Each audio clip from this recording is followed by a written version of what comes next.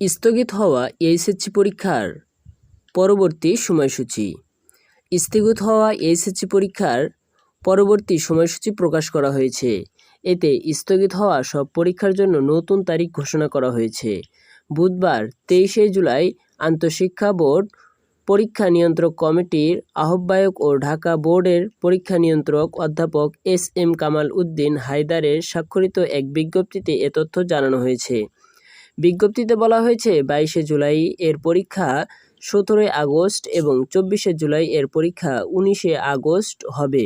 এছাড়া বন্যার কারণে গত 10ই জুলাই কুমিল্লা বোর্ডের স্থগিত পরীক্ষাগুলো 12ই আগস্ট নেওয়া হবে। আর গোপালগঞ্জের সংঘর্ষের ঘটনায় গত 17 জুলাই যে পরীক্ষা স্থগিত করা হয়েছিল সেটা 14 আগস্ট অনুষ্ঠিত হবে। বিজ্ঞপ্তিতে লিখিত পরীক্ষার তারিখ পিছিয়ে যাওয়ায় ব্যবহারিক ও পিছিয়েছে। এতে বলা হয়েছে, 21শে আগস্ট থেকে ব্যবহারিক পরীক্ষা শুরু হবে। আগামী 3 সেপ্টেম্বর পর্যন্ত এটি চলবে। এর আগে শিক্ষা উপদেষ্টা চৌধুরী রফিকুল আবরার জানান, স্থগিত হওয়া পরীক্ষা কবে হবে তা এখনও সিদ্ধান্ত হয়নি। তবে পরীক্ষা একই দিনে সকাল বিকাল নেওয়া হবে।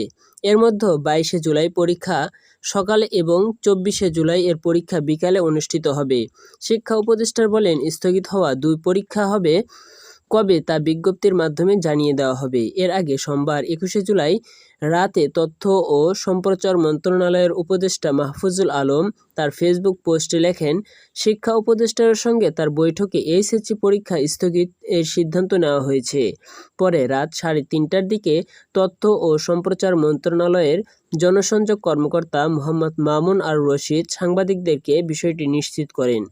তিনি বলেন, মাইলস্টোন স্কুল এর বিমান দুর্ঘটনায় হতাহতের প্রেক্ষিতে মঙ্গলবার এইচএসসি ও সমমানের পরীক্ষা স্থগিতের সিদ্ধান্ত নেওয়া হয়েছে।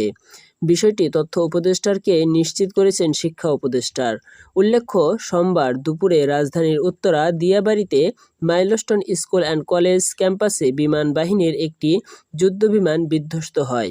এতে শেষ খবর পর্যন্ত 31 জন প্রাণ হারায় এবং শতাধিক আহত।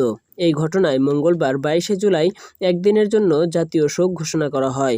তবে শোকের মধ্যেই এইচএসসি ও সমমান পরীক্ষা হবে বলে প্রথমে সিদ্ধান্ত নেয় শিক্ষা মন্ত্রণালয়।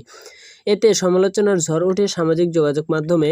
পরে মধ্যরাতে পরীক্ষা স্থগিতের ঘোষণা দেওয়া হয়।